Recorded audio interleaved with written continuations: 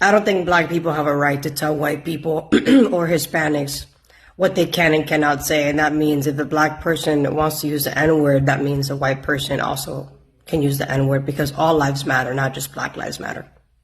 So with that said, the fact that they're trying to sue this woman, this white woman, they're trying to take her kid away from her because she used the N-word, just shows you how toxic cancel culture is. And this is a great case as to how we need to stop cancel culture. It is anti-American, it is anti-free speech, and if you can say the N-word, so can I, whether you like it or not. It doesn't affect your freedom, but you're sure affecting mine by telling me that I can't say it because I'm not black. So, make the N-word great again.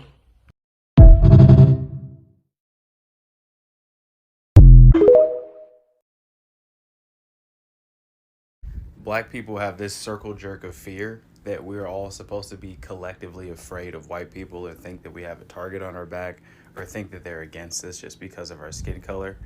When in reality, I can talk about white people all day long, and you know what's going to happen? Nothing. I'm not going to get a death threat. I'm not going to get called a bunch of slurs. I talk about black people, and what happens? As every slur in the book, I'm a mulatto, I'm an Uncle Tom, I'm a coon, I'm a bootlicker, I hate myself, I can't come to the cookout no more. They try and remove my identity from me. They try and take away my blackness and then threaten me with violence because I disagree with certain things, or I think that we need to hold certain things accountable or hold certain people accountable. I should be afraid of white people? I should be afraid of y'all niggas. That really?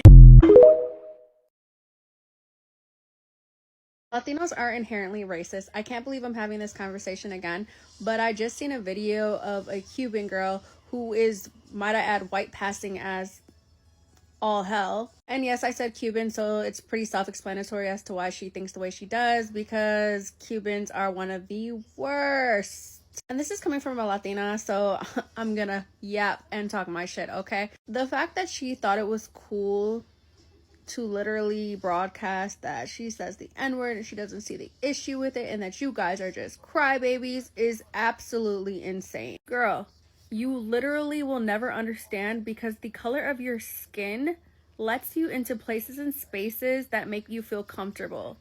You literally have found proximity to white people, and in that proximity, you became weird. But need I remind people yet again, proximity does not equal whiteness. At the end of every single day, you are still a Latina, even if it doesn't really show. And at the end of every day, they think they should deport you. But you feel like because you came here legally, like, let's not use that word too loosely, that you're one of the privileged ones. When on any given day, a Caucasian person wouldn't be able to tell the difference between you and a Mexican, a Puerto Rican, a Ecuadorian, whatever have you. We are one and the same. But you found this new proximity that makes you feel like you are not. And it's honestly just gross. It's really, really gross. And doing it for clicks and views and just being an overall moron in your stance is just weird. But once again, Cuban from Florida. Do I need to say more? Hey guys, welcome back again, and thank you so much for watching this clip. So in case you might want to check out some few comments, let's go and see what people are saying about the last clip of this video. Latinos, let's not make the same mistake as our elders did in their time because of ignorance. Read, inform yourself, learn races is taught one way or the other. Let's remember that because it's not about you. It's not about your color of your skin. It's about what you have in your head, and especially your heart. Oh my God, what a lovely comment. And this is another beautiful comment. Definitely not a secret. I have been learning Spanish and I am quite fluent every time I speak Spanish with a native speakers.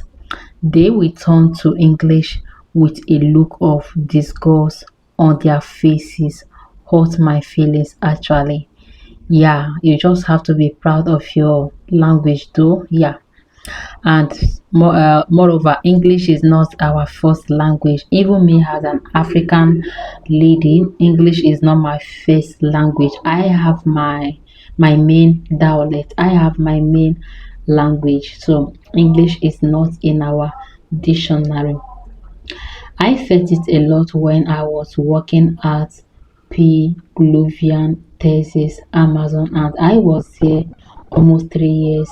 It's not all, but it is a good percentage that really don't like you. You don't even be nice and smile and say hi, they would ignore you. Oh my god, that can be so annoying. Well, guys, let me know what are your thoughts. Let me know what you think about this video in the comment section. The tension between the Black and Latino community needs to stop. And we need to be the generation to stop it. Anti-Blackness exists in our community. We know this. Anti-Blackness also exists within the Black community itself. All communities of color struggle with this. And the reason why is what we all have in common. We were all colonized and trained to have a mindset of you versus me for survival. But that ends with us. We need to lead with unity and not division. We have to be the change we want to see. We have to stop pointing the finger in both communities and make the decision that we are going to choose to be united versus divided. I'm not going to pretend like I have all the answers, but here are examples of how you can show up differently and be the change you want to see.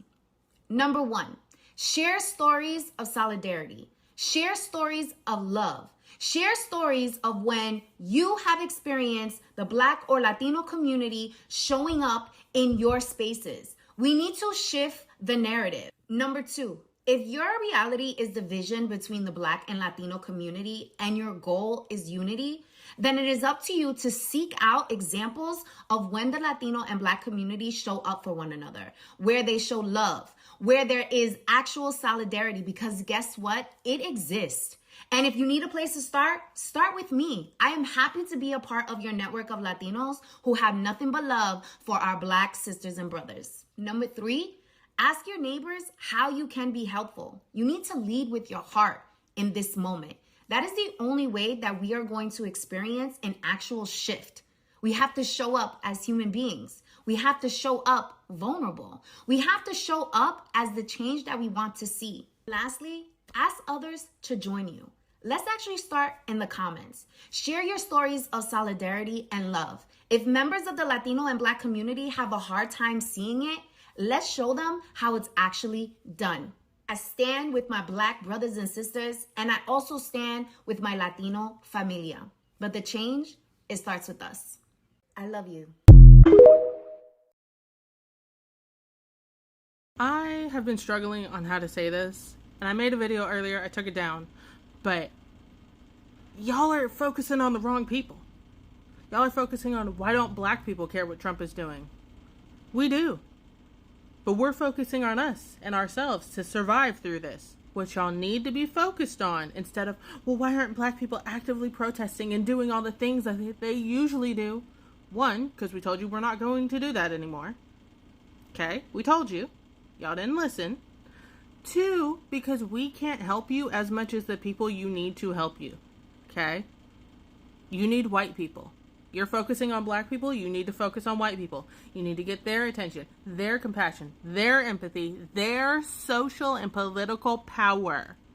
You're focused on the wrong people. You're focused on the wrong demographic. Black people don't make up the vast majority of this country. We don't make up the vast majority of politicians.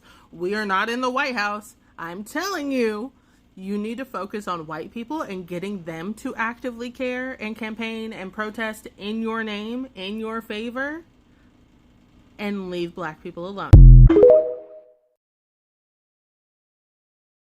Someone asked, how does it feel when you see Latinos get deported? And here's my honest answer. Of course it hurts. I'm human, I'm Hispanic, and I come from a family who has worked hard for generations. But what hurts me more isn't the deportation itself, it's how we got here. It's the adults, not the kids, but the adults who are making the decisions to break the laws, knowing the consequences and still doing it anyway. And yes, I said breaking the law, because whether people like it or not, immigration law is still the law. I just came back to the country yesterday after being out of the country for 10 days. I had to show my passport at least 5 times in order to get on the plane to come back to my country, and at least twice when I landed in my country to get in. Country I was born in, but people are just walking in with no ID, no process, no respect for our system. That's not justice, that's chaos. And to make it worse, the same people that are screaming that want to stay here are waving the flag of countries they've escaped from, all while disrespecting ours. Let me be clear, every single country on this planet enforces borders, every single one of them.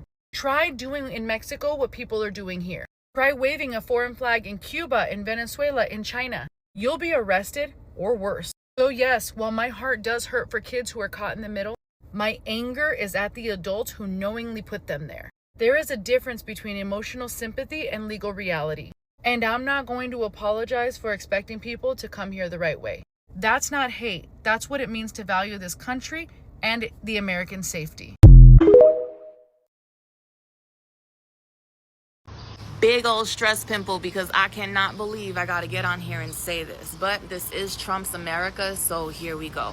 One black person does not represent the black community in its entirety. One Latino does not represent all Latinos, so on and so forth. So those of you generalizing in the comments are just as ignorant as the woman in that video. Black people, it is okay to say that the woman in the video does not align with who you are, just as I can say that the 59% of Latinas who voted for that monstrosity of a human does not align with who I am. I do not care how many of us voted against our best interests. We are not the same. And those Latinos who voted for the 34 count convicted felon, if we took a deep dive into exactly why that is, we would have to confront some real ugly truths about our community. But not all of us are ready for that conversation. But education is the answer to all of this. Conveniently, there is a war on education in our country currently. There is a war on research, a war on science. Why? Ask yourselves why that is. Because the more sick we are, the more stupid we are, the more separated we are, the more powerful they are. When will we stop giving them so much power? We as a person need to stop basing our experience with one person and pushing that on their whole community. Everyone is different from every other community. Everyone has different feelings. So we need to have more human empathy and education. Something that needs to be very important in our community. So I really do think that she is making a point because everyone have their own perspective, everyone has their own flows, everyone has their own right to say whatever they feel like saying. So one Latino is not the whole of the community, and one black person is not the whole of the community. So each and every one of us have our own different ways of reasoning, how we react to things. If some certain part of black, or let's say Latino, is a racist, that does not generally mean that everyone included or everyone has a black person is a racist. Yeah, everybody have his or her own flows, everyone has its or her own perspective. So I really do think that she is making a point because people normally generalize everything. Like if one thing should happen to a particular person, they are just going to use that to generalize the rest of the people, and I do not really think that this is normal. So guys, the Latinos for Trump, I know that is not all the Latinos that actually voted for Trump, but you know, they said that there's this saying that say that majority wins the vote, right? So one person that vote for Trump has already generalized the rest of the of the Latinos, and this is why people are calling them out. This is why people are always blaming them, because the majority of them actually voted for Trump. Remember, majority wins the vote, right? So guys, the Latinos are not calling on the black people, saying that why are the black people not reacting? Why are they not standing up for them? Why are they not helping them?